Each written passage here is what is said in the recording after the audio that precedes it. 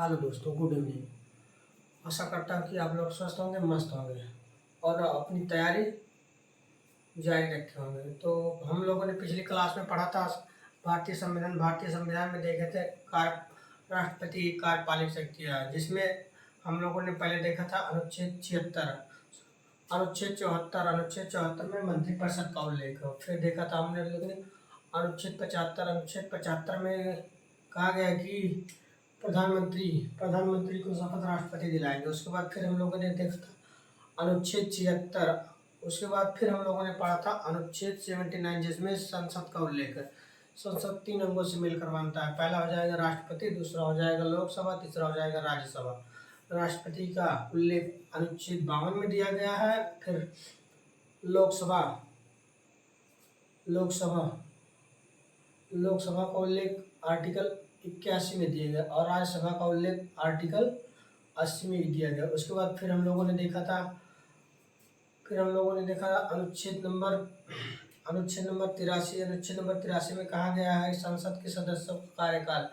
जैसे संसद के सदस्यों का कार्यकाल, संसद के सदस्यों में जैसे राष्ट्रपति और लोकसभा और राज्यसभा सभी आ जाते हैं। राष्ट्रपति बनने के लिए आयु मैक्सिमम 35 वर्ष आयु पूरी हो। उसके बाद फिर लोकसभा के लिए 25 वर्ष और फिर राज्यसभा के लिए 30 वर्ष आयु पूरी होनी चाहिए। फिर हम लोगों ने पढ़ा था कि अनुच्छेद 84 में संसद के सदस्यों की योग्यता का वर्णन किया गया था, जिसमें लोकसभा और राज्यसभा और राष्ट्रपति तीनों आते हैं। फिर आज हम लोग पढ़ेंगे अनुच्छेद नंबर 85। अनुच्छेद नंबर 85 में हम लोगों ने कल पढ़ा था कि अनुच्छेद नंबर 85, जैसे अनुच्छेद नंबर 85 में कहा गया कि संसद, ये देखते हैं अनुच्छेद नंबर 85 में कहा गया कि संसद के किसी सत्र को बुलाने का अधिकार राष्ट्रपति के पास है। अनुच्छेद नंबर 85 में संसद के किसी सत्र को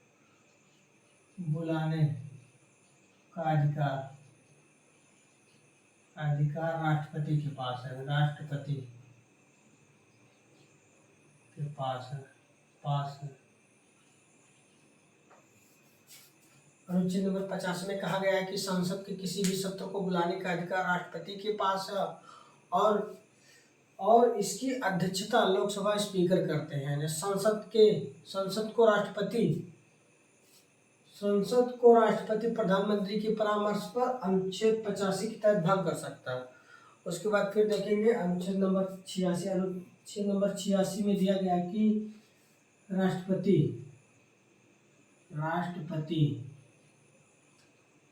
का अभिभाषण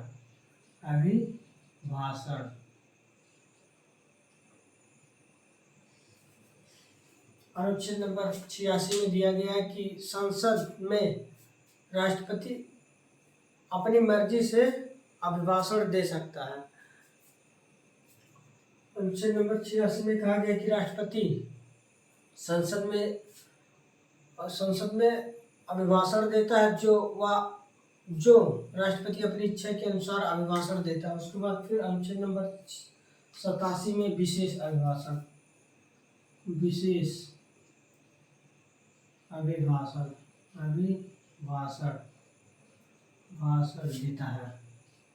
देता है। अनुच्छेद नंबर 87 में कहा गया है कि राष्ट्रपति संसद में विशेष अभिभाषण देगा और यह अभिभाषण कैबिनेट मंत्री के द्वारा तैयार किया जाता है। उसके बाद फिर हम लोग देखेंगे अनुच्छेद नंबर 88 में दिया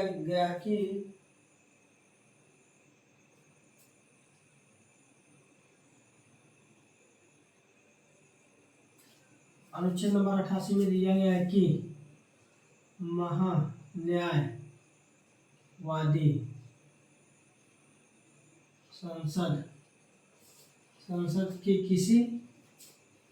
किसी भी सत्र में भाग ले सकता है, ले सकता है।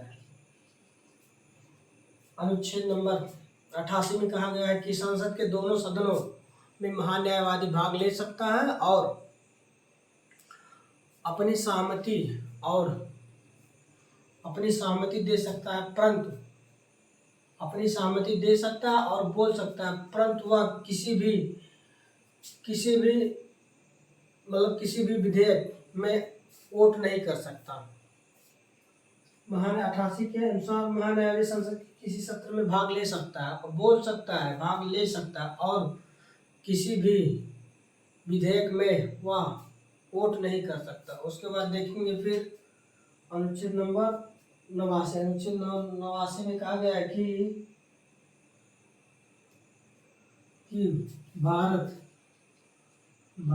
का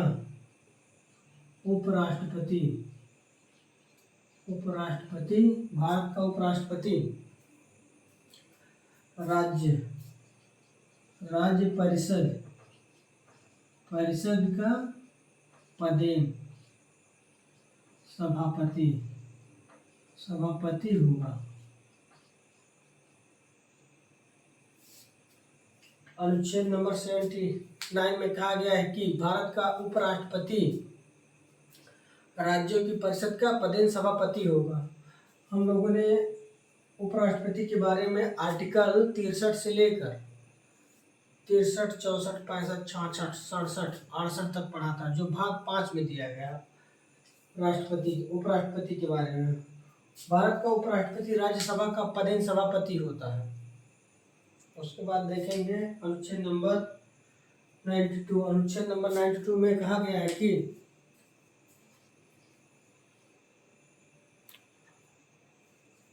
अनुच्छेद नंबर 92 में कहा गया है कि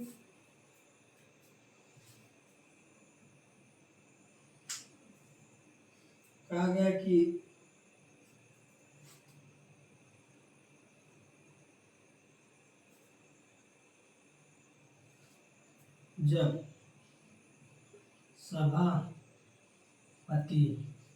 और उपसभापति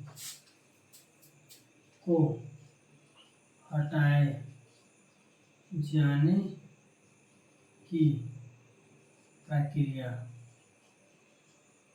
अनुच्छेद नंबर 92 में कहा गया है कि जब सभापति और उपसभापति को पद से हटाने का कोई संकल्प विचाराधीन हो, तब वह पीठासीन अधिकारी के रूप में कार्य नहीं कर सकता। अनुच्छेद नंबर 92 के तहत सभापति और उपसभापति को हटाए जाने की प्रक्रिया विचाराधीन हो तो वह पीठासीन अधिकारी के रूप में कार्य नहीं कर सकता। उसके बाद देखेंगे अनुच्छेद नंबर 93। अनुच्छेद नंबर 93 में कहा गया है कि लोकसभा 2 सदस्यों का अपना अध्यक्ष और उपाध्यक्ष चुनेगी। लोकसभा 2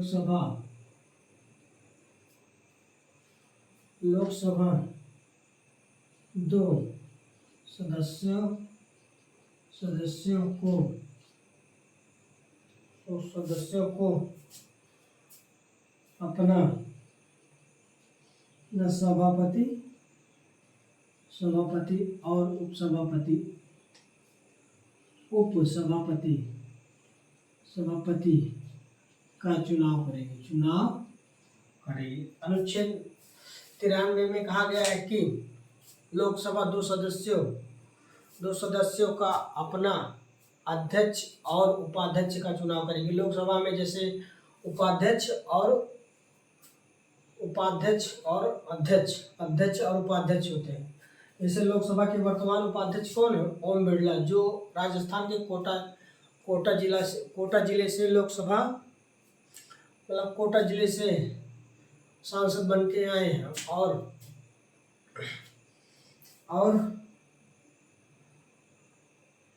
वर्तमान में लोकसभा अध्यक्ष ओम बिरला हैं। अनुच्छेद 95 में कहा गया है कि लोकसभा की अध्यक्षता की अनुपस्थिति में लोकसभा उपाध्यक्ष कार्यों का निर्वहन करते हैं। लोकसभा सभा के अध्यक्ष की अनुपस्थिति में उपाध्यक्ष कार्यों का निर्वहन करते हैं। अनुच्छेद नंबर 95 में कहा गया है कि यदि लोकसभा अध्यक्ष अनुपस्थित है तो लोकसभा अध्यक्ष के रूप में लोकसभा के उपाध्यक्ष कार्यों का निर्वहन कर सकते हैं। उसके बाद फिर देखेंगे अनुच्छेद नंबर 94 में। अनुच्छेद नंबर 94 में कहा गया है कि लोकसभा के अध्यक्ष और उपाध्यक्ष का पद रिक्त होने पर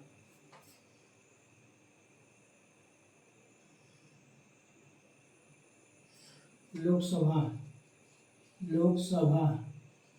सभा के अध्यक्ष या उपाध्यक्ष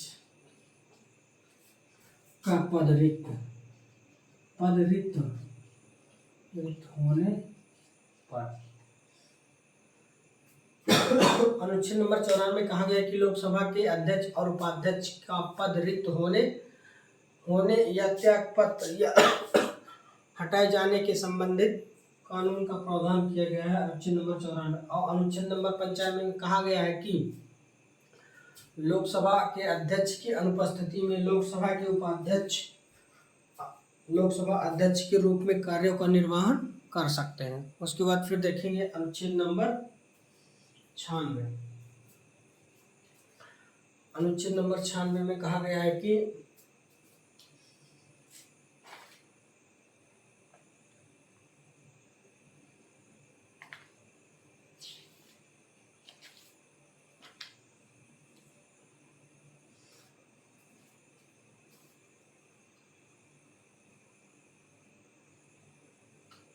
लोकसभा के अध्यक्ष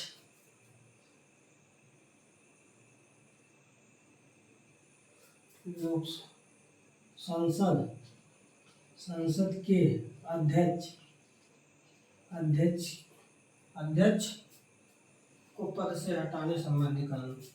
अध्यक्ष को पद से हटाने संबंधी कानून। अनुच्छेद नंबर 96 में कहा गया है कि यदि संसद के अध्यक्ष को पद से हटाने से संबंधित कोई भी प्रस्ताव विचाराधीन है तो वह संसद के सत्र की अध्यक्षता नहीं कर सकते। तो पहले हम लोगों ने पढ़ा अनुच्छेद नंबर 85 में। अनुच्छेद नंबर 85 में कहा गया है कि संसद के किसी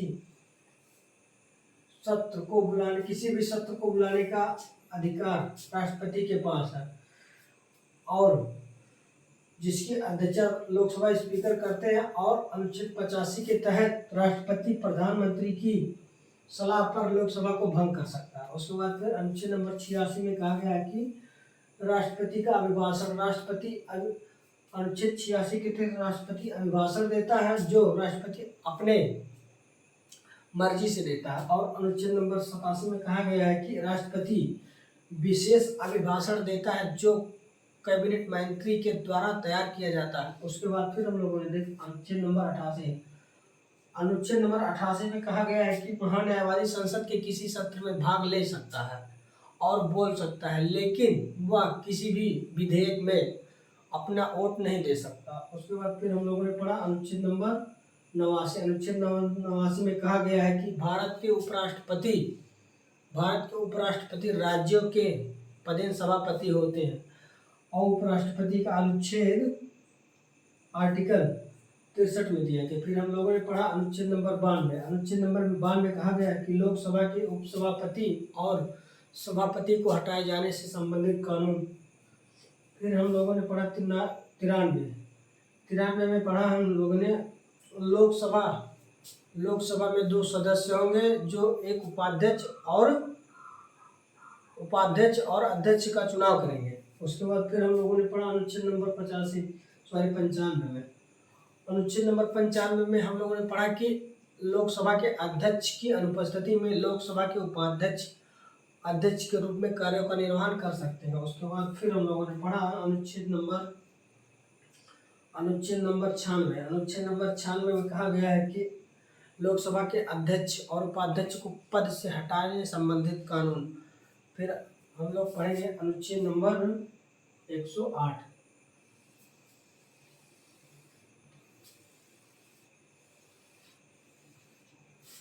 अनुच्छेद 108 अनुच्छेद 108 अनुच्छेद नंबर 108 में धन विधेयक का उल्लेख किया गया है।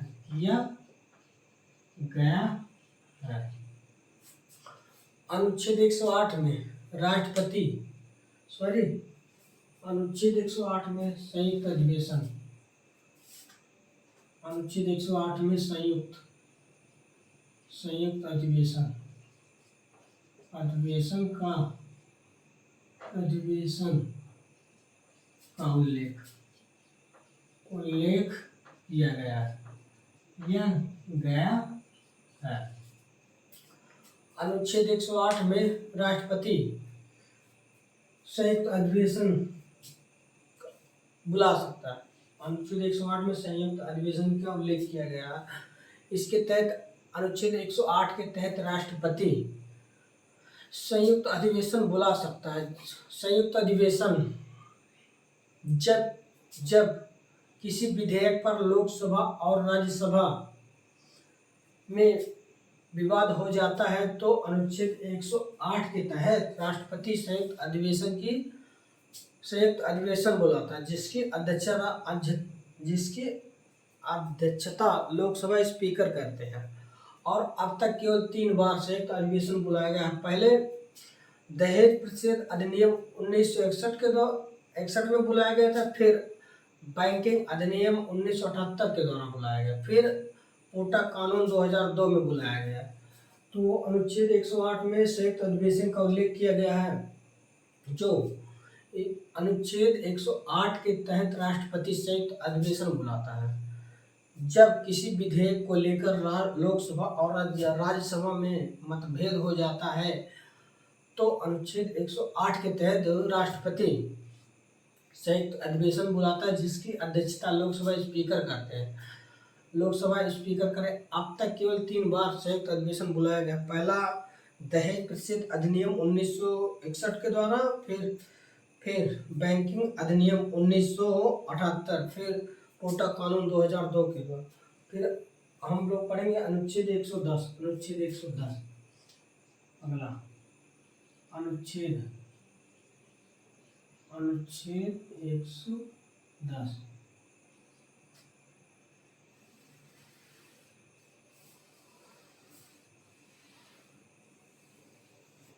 अनुच्छेद 110 में धन विधेयक को परिभाषित किया गया। अनुच्छेद 110 में धन विधेयक को परिभाषित किया गया है।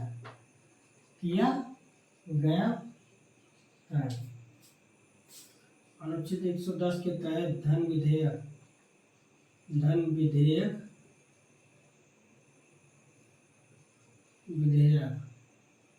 राष्ट्रपति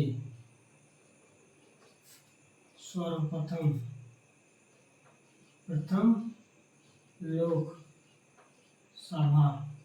में पेश करते हैं।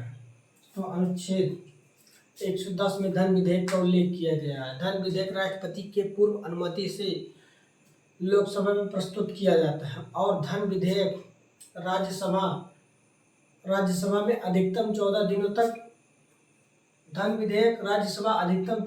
तक अपने पास रख सकता है। यदि वह 14 दिनों तक अपनी सहमति नहीं देता है तो धन विधेयक को पास माना जाता है। धन विधेयक में राज्यसभा कोई बदलाव नहीं कर सकता, केवल वह अपनी सहमति दे सकता है। तो अनुच्छेद 110 में धन विधेयक को परिभाषित किया गया। धन विधेयक राष्ट्रपति के पूर्व अनुमति से लोकसभा में पेश किया जाता है और धन विधेयक राज्यसभा अधिकतम 14 दिनों तक अपने पास रख सकता है।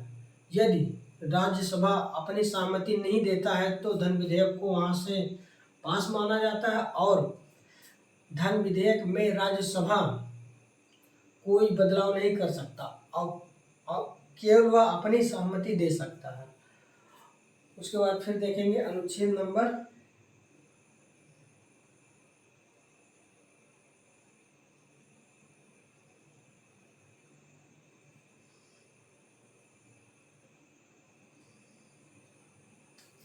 111।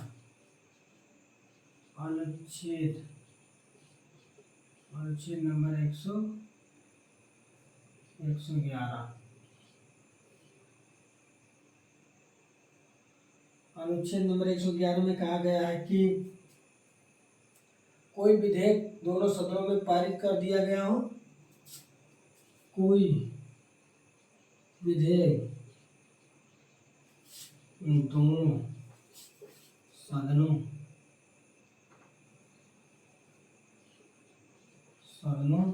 में पारित हो गया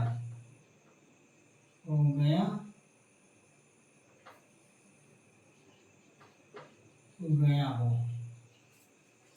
अनुच्छेद 110 में कहा गया है कि जब कोई विधेयक लोकसभा और राज्यसभा में पारित कर दिया गया हो तो वह राष्ट्रपति के पास पूर्व विचाराधीन करने के लिए आता है और राष्ट्रपति उस विधेयक पर अपनी सहमति दे सकता है अथवा अपनी सहमति रोक के रख सकता है। 111 के तहत कोई विधेयक दोनों सदनों में पास कर दिया गया हो और वह राष्ट्रपति के पास पूर्व सहमति के लिए आता है तो राष्ट्रपति अपनी सहमति उस विधेयक पर दे सकता है या रोक के रख सकता है। तो इस प्रकार आज हम लोगों ने पढ़ा कि अनुच्छेद नंबर 96 में कहा गया है कि संसद के अध्यक्ष को पद से हटाने संबंधी कानून। फिर हम लोगों ने पढ़ा अनुच्छेद नंबर 8। अनुच्छेद नंबर 8 में संयुक्त अधिवेशन का उल्लेख किया गया। संयुक्त अधिवेशन की अध्यक्षता लोकसभा स्पीकर करते हैं और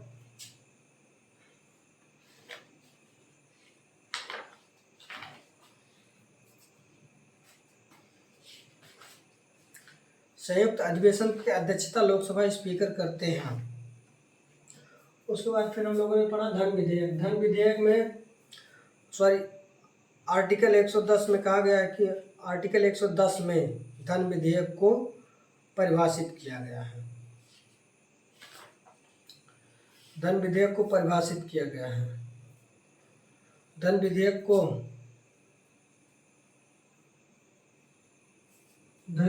परिभाषित किया गया है। अनुच्छेद 110 धन विधेयक राष्ट्रपति की पूर्व अनुमति से लोकसभा में पेश किया जाता है और फिर धन विधेयक राज्यसभा में जब भेजा जाता है तो धन विधेयक को राज्यसभा अधिकतम 14 दिनों तक अपने पास रोक के रख सकता है। यदि 14 दिनों के बाद राज्यसभा धन विधेयक पर अपनी सहमति नहीं देता तो वहां से पास माना जाता है। राज्यसभा धन विधेयक में केवल अपनी सहमति दे सकता है, उसमें कोई बदलाव नहीं कर सकता। उसके बाद फिर हम लोगों ने पढ़ा अनुच्छेद नंबर 11। अनुच्छेद नंबर 11 में कहा गया है कि कोई विधेयक यदि लोकसभा या राज्यसभा में पास कर दिया जाता है तो वह राष्ट्रपति के पास पूर्व सहमति के लिए आता है तो राष्ट्रपति उस पर अपनी सहमति दे सकता है या अपनी सहमति रोक के रख सकता है, रोक के रख सकता है। तो आज हम लोगों ने पढ़ा आर्टिकल 85 से लेकर 111 तक। हम लोग जो पिछली क्लास में पढ़े थे उसका आज ये रिवीजन करते हैं। जो हम लोगों ने पहली क्लास में पढ़ा था, क्या नाम है, अनुसूचियाँ।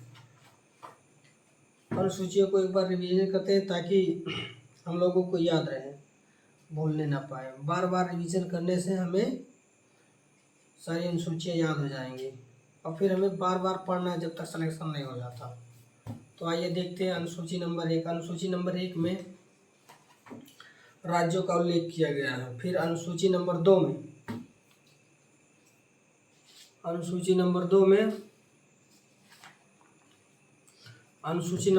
वेतन का उल्लेख है। अनुसूची नंबर 3 में शपथ का उल्लेख है। फिर अनुसूची नंबर 4 में राज्यसभा में सीटों का आवंटन।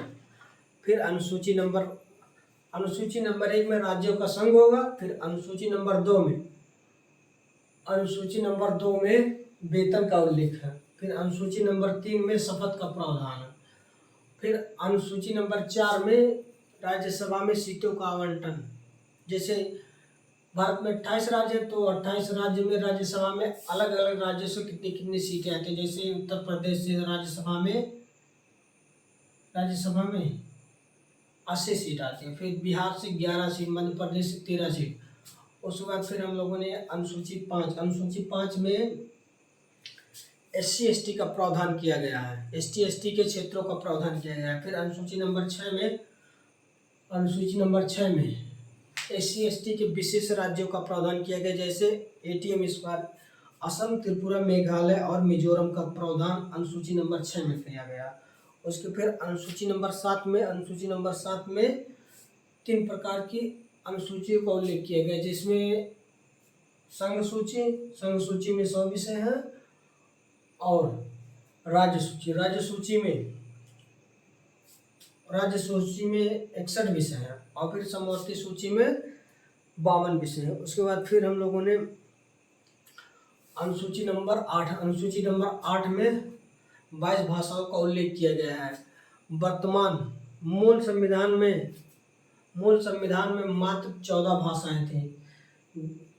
14 भाषाएं थी, जो 15वीं भाषा 21वें संविधान संशोधन 1967 के द्वारा सिंधी जोड़ी गई। उसके बाद फिर 71वें संविधान संशोधन 1992 के द्वारा नमक, नेपाली, मणिपुरी और कोंकणी भाषा जोड़ी गई। उसके बाद फिर 92वें संविधान संशोधन 2002 के द्वारा बोडो, डोगरी, मैथिली, संथाली भाषा जोड़ी गई। इस प्रकार वर्तमान समय में हमारे भारतीय संविधान में कुल 22 भाषाओं का उल्लेख है। उसके बाद फिर हम लोगों ने अनुसूची नंबर 10 में दल बदल का प्रावधान किया गया है। दल बदल 92वें संविधान संशोधन अनुसूची नंबर 9 में भूमि सुधार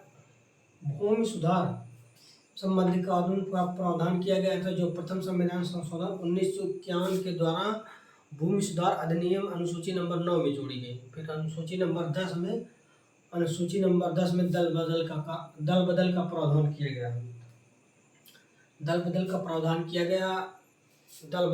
52वें संविधान संशोधन 1985 के द्वारा जोड़ा गया, जो 15 फरवरी 1985 को लागू किया गया। फिर हम लोगों ने पढ़ा अनुसूची नंबर 10 के बाद 11। अनुसूची नंबर 11 में पंचायतों का उल्लेख किया गया अनुसूची नंबर 11 में, जिसमें 29 विषय हैं। 73वें संविधान संशोधन 1992 के द्वारा जोड़ा गया पंचायती राज। उसके बाद अनुसूची नंबर 12 में नगर पालिका का उल्लेख किया गया, जो 74वें संविधान संशोधन 1992 के द्वारा जोड़ा गया और 18 विषय हैं। और ग्राम पंचायत में 29 विषय हैं। तो इस प्रकार हम लोगों ने अनुसूचियों को रिवाइज किया। इस प्रकार जब हम लोग बार बार रिवाइज करेंगे तो कभी भूलेंगे नहीं, और जब तक हमारा सिलेक्शन नहीं हो जाता तब तक हमें हर चीज़ को बार बार पढ़ना है। तो इस प्रकार अगर आपको वीडियो पसंद आए तो लाइक शेयर एंड सब्सक्राइब करना ना भूलें। धन्यवाद।